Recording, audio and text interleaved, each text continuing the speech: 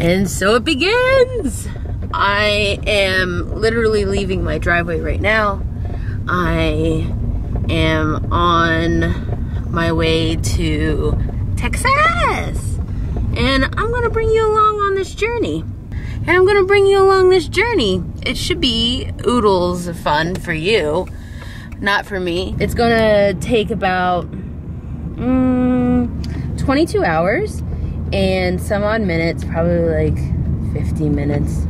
So 23 hours. It's gonna be a 23-hour journey or more, because I'm gonna actually have to stop for things like gas and food and sleep. So it'll be nice to watch this back at some point in my life and not shudder, because this will probably go down below 10 minutes and the journey here will be over a day. Alhamdulillah. If anything interesting happens, it'll be a longer video. If it's really boring, which I hope it's not, it will be a much longer video, so we shall see either way. When she wrote about that night, she held no animosity toward Rosa Huberman at all, or toward her mother for that matter. To her, they were only victims of circumstance. As you can see, it is now nighttime, so that just shows you how uneventfully boring this trip is. This is my second stop for gas. I've been averaging 400 miles a tank, which is, alhamdulillah, pretty good. The only thing to eat at this rest stop is McDonald's, and ain't nobody want that. Which way I'm going? This way, west. Thank you. So off and I going to, it is now 10:30 p.m. I have been driving for about 12 and a half hours, and alhamdulillah, it's going really well. I've been listening to a book on tape, and the hours just sort of get sucked past, so that's been a blessing. I'm glad I did that. Accordion. Appropriately, he played the infamous Gloomy Sunday. And I am now in Texas. I have less than 3 hours left. Tired. Very tired. I just took a nap. Look at that. And I am now going to be a resident inn.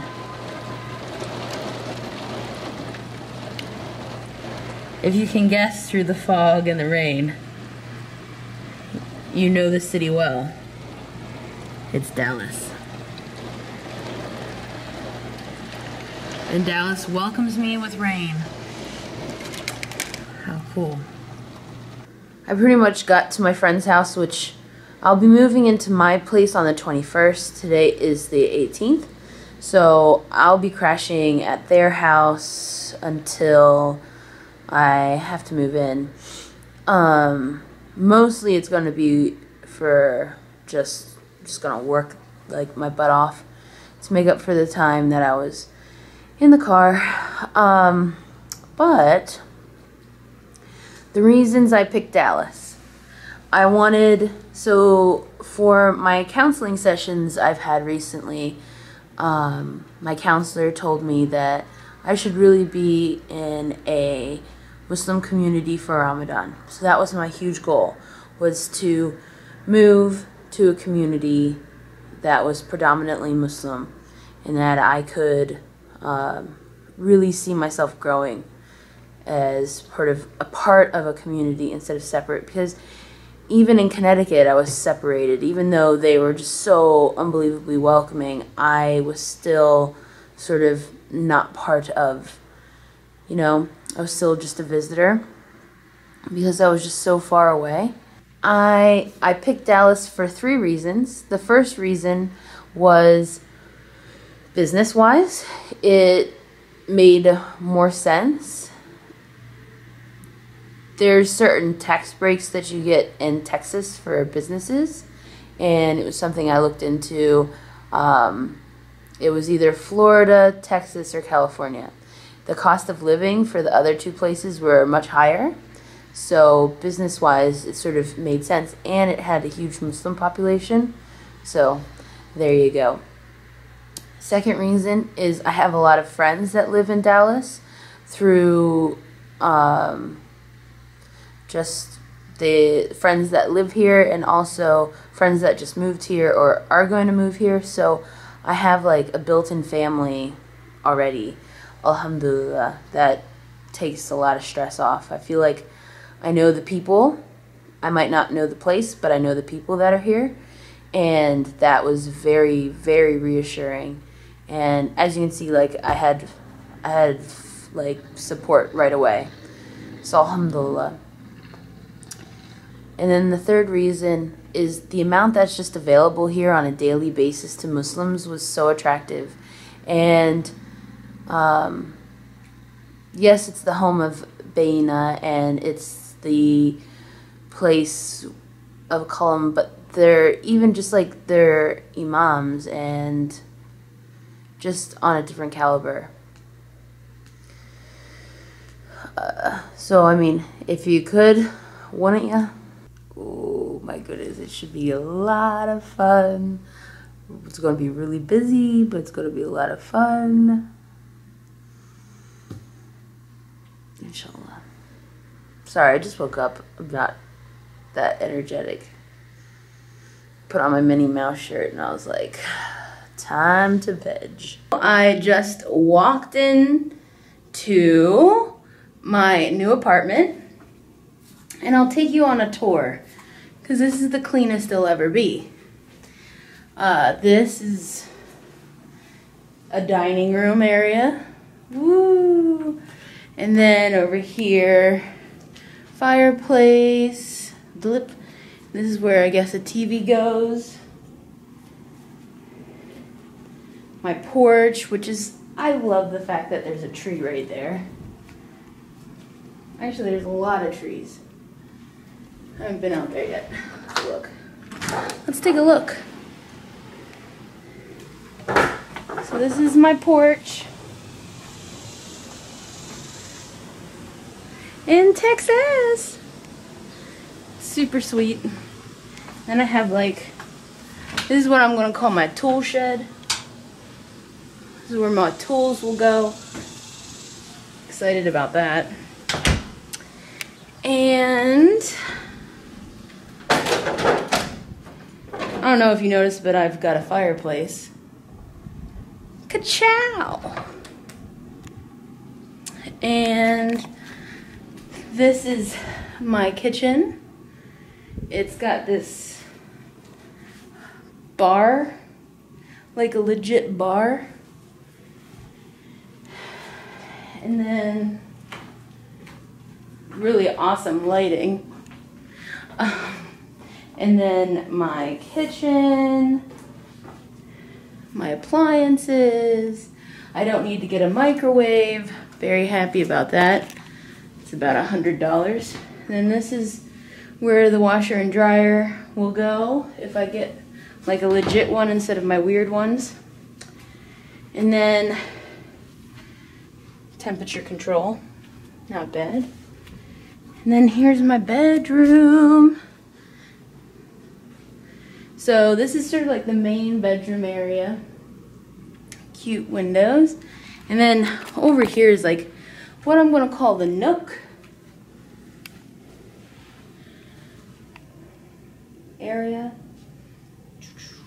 Really nice lighting. So that's the nook. And this is my walk-in closet. It's ginormous. When Becca comes to visit, she'll sleep in here. She's got her own room. And then bathroom. ensuite. This is the bathroom. And a cool tub. Look at that tub. It's huge. So, yeah. This is my place. How exciting. We'll see how everything fits. It's gonna be interesting. I just moved in my first piece of furniture, which is this guy right here. I've had this for as long as I can remember. So it's probably at least 30 years old. I don't know when my grandfather made this, but my grandfather made this for me when I was really young. And when we were also really young, he built, when my mom said that she was pregnant with us, he would start building a boat.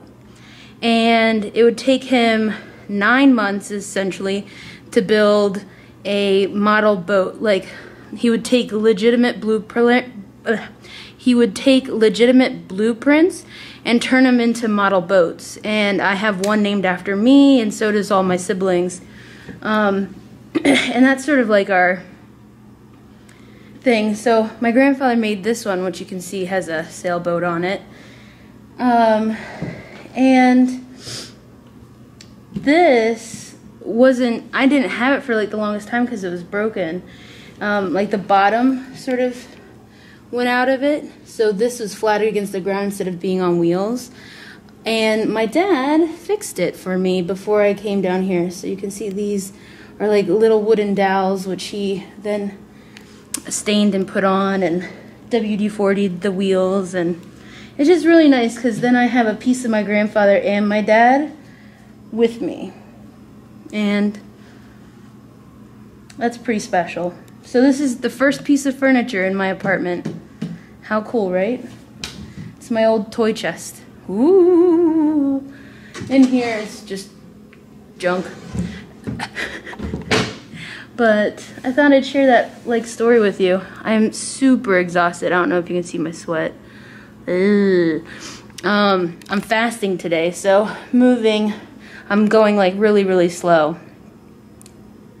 But all my stuff doesn't come until Monday, and that's gonna be craziness. I actually paid people to do that. And I'll just sit up here and organize. So now I just have to figure out where I'm gonna put this. It's kind of exciting to have it back in my life. Oh, the fun. Did you do that? You're such a good packer.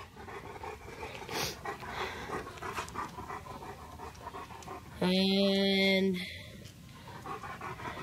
that's it.